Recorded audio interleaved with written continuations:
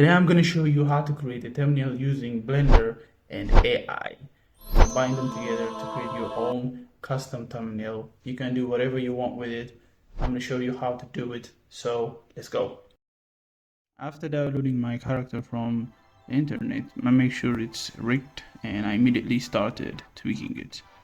So my thumbnail that I want to create is a fitness niche thumbnail. I create dumbbells using a bunch of cylinders, and in pose mode I start rearranging the bones so that my character is squatting to lift the dumbbell behind his back, rearranging the legs, the hands. You don't need to go to the details because the AI will do everything for you. You just need to tweak the reference pose that you wanted to create.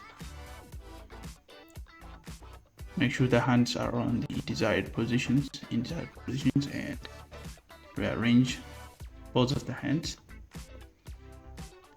You don't need to go to detail, as I said before. You just need a reference. And also make sure the legs are leveled using a plane.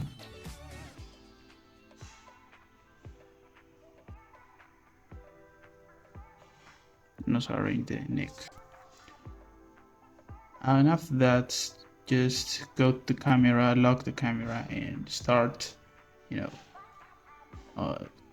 move it around on the 3D space to get the shots that you want, the camera angle that you want. You can play with the focal point, with the focal length, and once you're done, disable the in front to hide the bones, and click on render preview viewport and save your file as a PNG file.